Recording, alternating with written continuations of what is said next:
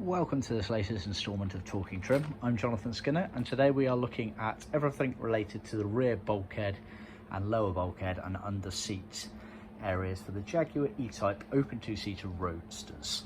So this mainly shows you the differences between what we refer to as the flat floor and the non-flat floor versions of these. So it doesn't apply to Series 3s, this is purely Series 1 to Series 2 and incorporates both the 3.8 litre and the 4.2 litre versions of those cars. So what we've got here on the left is what we refer to as the flat floor version, although strictly speaking that's not always the case.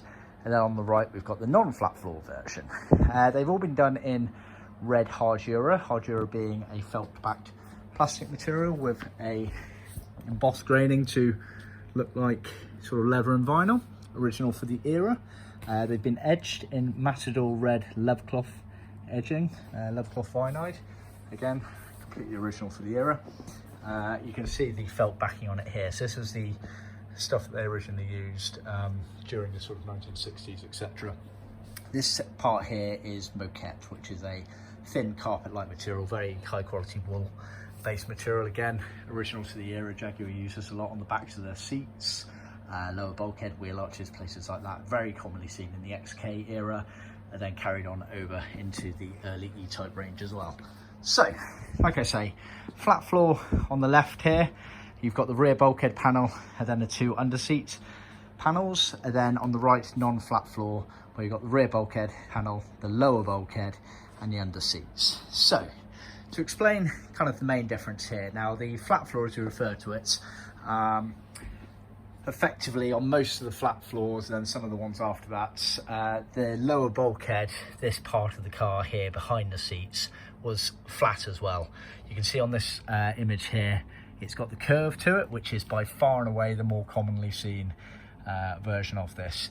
So if it was a flat floor, or the early car rather, it would have been flat in this area here, and you would have had this version of the rear bulkhead here, which you can see actually is smaller than this one here, and effectively from around here down, bent down on the right angle, and so that would have become Hardura in this section here.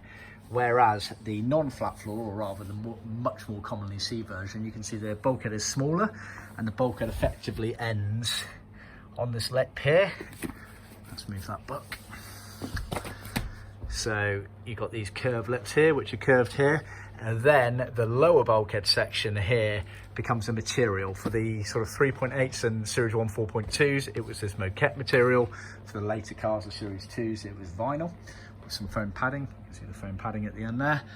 And then the under seats, which you can't really see because they're underneath the seats, have this curve here, which allows for obviously the curve in the lower bulkhead. Whereas the earlier one, it was all flat, so there's no curve to it there. This effectively was the lower bulkhead because it bent round, and that meant that the under seats were also flat, effectively a square, like this. So this version here, quite rare, very rare. Always just check, don't go on if your car's a flat floor or not, literally go on whether your lower bulkhead is flat. If it is flat, then you require this rear bulkhead and the square underseat Hardura panels. If it's got the curved versions of the lower bulkhead, which is by far and away the more commonly seen, then you require this rear bulkhead, the lower bulkhead, and then the curved versions of the underseat Harduras. I think that covers it. It's worth bearing in mind as well, Hardura original for these parts. We can upgrade to wool if you prefer for all Hardura parts, and like I mentioned before, the lower bulkhead, Moquette on the early cars, vinyl on the later cars. We can upgrade to leather if you prefer. So you'll have more details. Remember to click and subscribe, and please do like our videos and share them with other classic car enthusiasts. Cheers.